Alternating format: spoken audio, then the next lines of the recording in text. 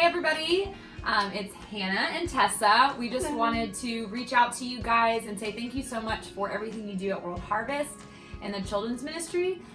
We are coming to you with a few changes and updates that we want you to hear about. This video is super casual, so no fancy editing for us today, but we just want to go over a few things that will help you guys in your classrooms, specifically with first-time guests. So as you guys know, every week we could have anywhere from a few families to a bunch of families come, and we've figured out that there is some confusion in different classrooms and what's the parent supposed to do, what are you supposed to do, so we want to eliminate that confusion. So that's why we are gonna kind of present to you the new policy and the new system for first-time guests, and then just some general check-in stuff. So first we're gonna go over what does happen with a new family. So last year, I think, or earlier this year, we made a change so that new visitors, new families that have children could actually go to the Welcome Center first, check all of their kids in, and then be walked to their individual classrooms.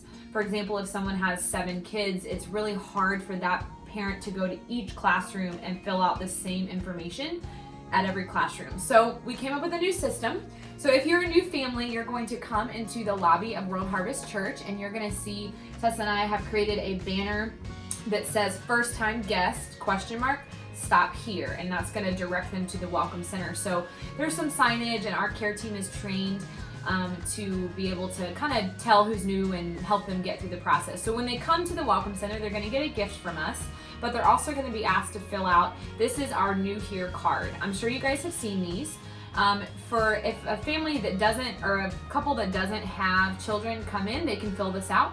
But if they do have children, they're going to also complete the back side, and that's going to provide us the information we need so that we can check their child in and have their information for the next time they come.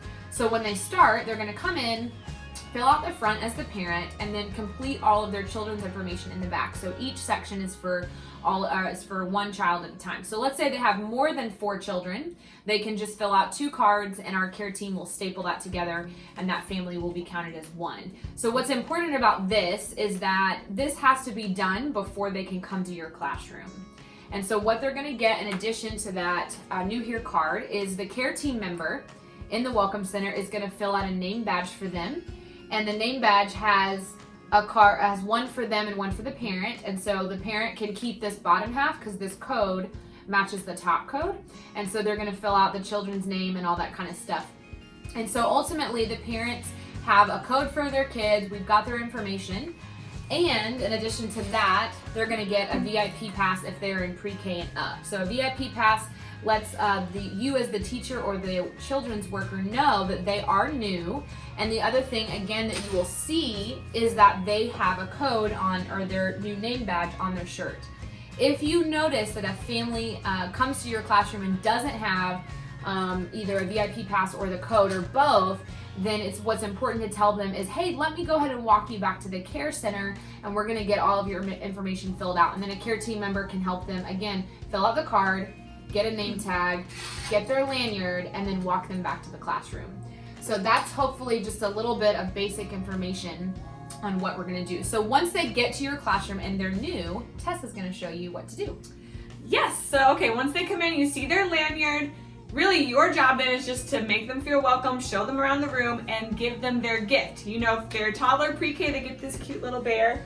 And if they are elementary, you have a bin in here with their kids, World Harvest Kids bag.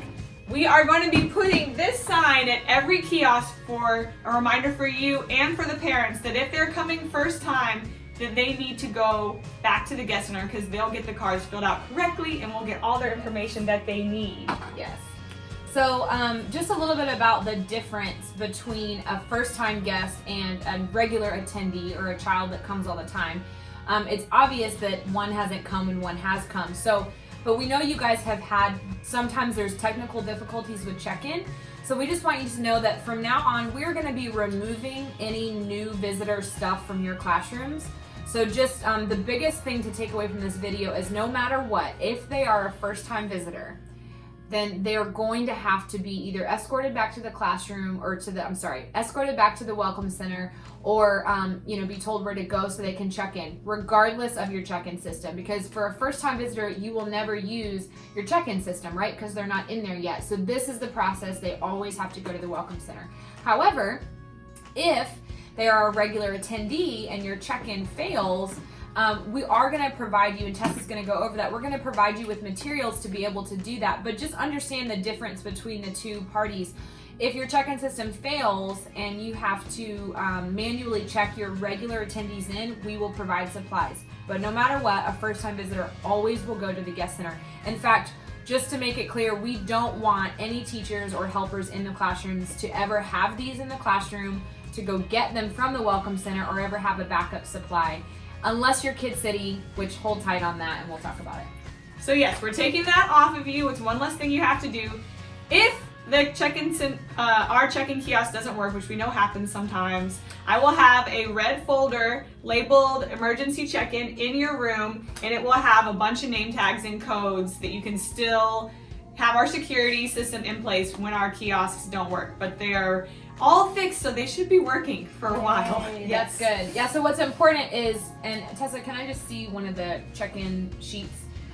So if you notice, this is an old system, but we also used it for our old, she's not in here right now.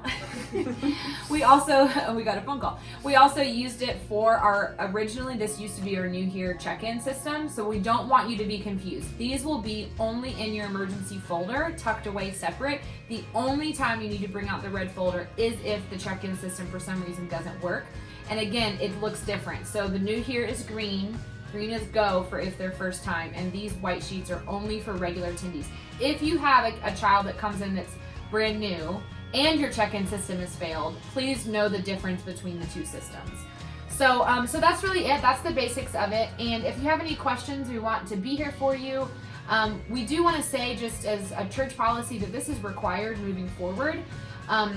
We've noticed that because there's been confusion, which we take ownership of. It's easy to go run to the guest center and grab supplies, because it does make more sense to not make the parent go to the Welcome Center if it's their first time. But unfortunately, we're not collecting the information that we need, and things are getting lost and left in the classrooms, and the care team has been super trained well to handle it, so you guys don't have to handle it because you already have so much responsibility. So please just know that moving forward, we'll stick with the system, and Tessa and I can be emailed at the church. Her email is thufton@whcga.com, and my email is hcampbell@whcga.com. Go ahead and shoot us an email, and then we're going to check in with you to make sure you've watched this video. I think that's really it. Yeah. Good, Tessa? Yes. All right. Thanks, guys. Thanks for Thanks. watching. We'll see you soon.